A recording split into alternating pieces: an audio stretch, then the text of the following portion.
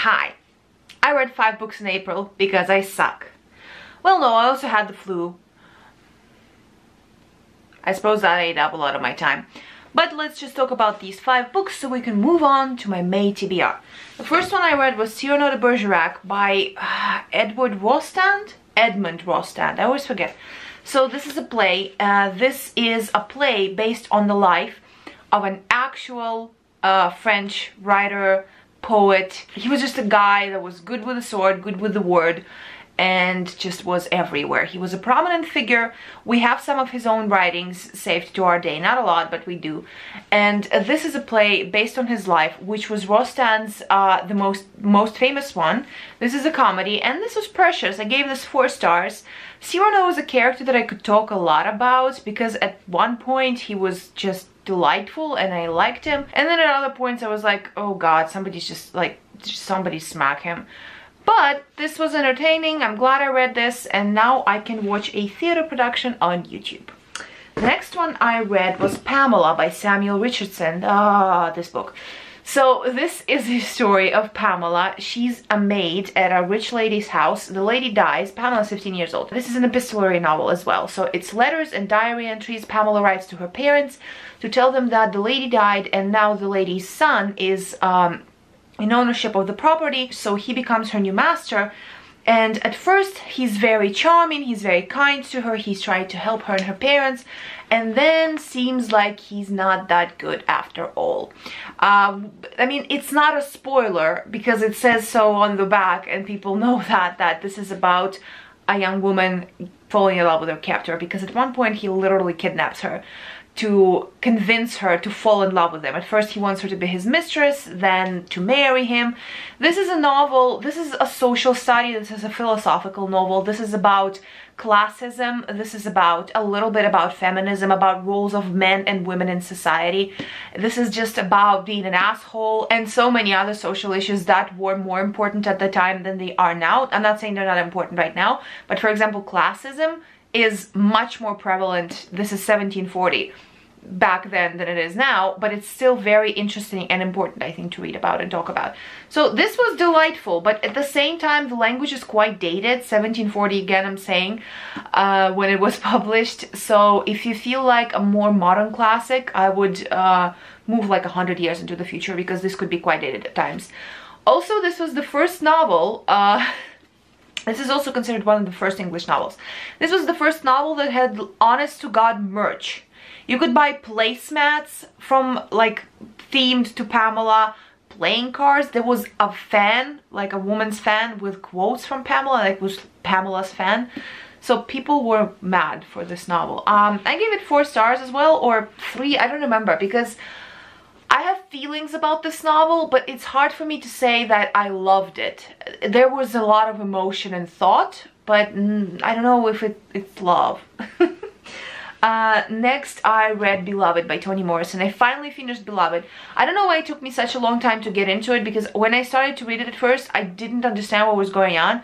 I needed a little bit of context, so like I started Googling what was happening in America to black people. I mean, like, I knew what was happening, but specific places where this novel took place, I didn't know what was going on there. So I had to do a little bit of Googling, and then I got into it more. Also, the style of the prose in this novel can be a little incomprehensible at times. It took me a while, a few times, to understand what the hell was going on, to reread the whole page to understand what is being said. That's just the author's style. Like, I'm not saying that it's good or bad. It's just the style sometimes just was not for me.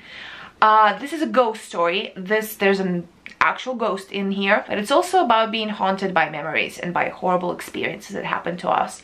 This is about Setha and her children. She is a ex-slave woman. She escaped and took her children to save them. Horrible things happened to her after that, and one of her children who has died, a little girl, is haunting her house. The characters in this are incredibly vivid, and the things that happen are horrific. I would also say that if you're not in the best state of mind, if you feel like your mental health is maybe, you know, not in the best place right now, I would skip this novel for now, because it will give you a whammy. This hurt my head and my heart, and a novel, you know, this was a novel. It was hard to read. I don't remember what I gave it though. 3 or 4 stars. Again, I don't remember. Sorry, I'm still a little bit dizzy from the flu and stuff. Doesn't matter. Doesn't matter, nobody cares. Then I read What Have We Done by Alex Finley. This was just your run-of-the-mill thriller. I think I gave it like 2 stars. It was just a tiny bit dumb at times. I don't even want to talk about it that much. Like, it was fine. It's about these 5 friends who grew up in like a kid's home, I suppose. Something happened to all of their parents and they had to be brought up there.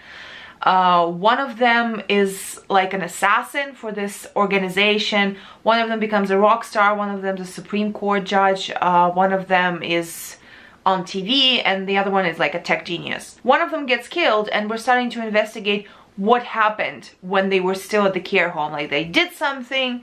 Did it come back to haunt them? Something like that. It was fine. Like, it was just a, you know, a lot of these thrillers, like, not to offend any of the delightful writers that give them to us, because I love these thrillers, but they're like junk food, you know. You can look, they're like chips. And just moving on. Okay, it was all right. And then the next one I read was Cards on the Table by Agatha Christie. This is number 15, I want to say, in the Hercule Poirot series. This was lovely. 4 stars. I give all Agatha Christie 4 or 5 stars. Very rarely 3 stars, because they're just so comforting to me. They're just so delightful and so interesting, and Poirot is such a delightful dick, and it's just precious and perfect, and makes me feel good. So yeah, these are... Sorry, for some reason I always forget to describe what the Agatha Christie novel I read is actually about. It's about a murder that happens at a bridge game at a dinner of this incredibly irritating person who invites all of these people, including Poirot.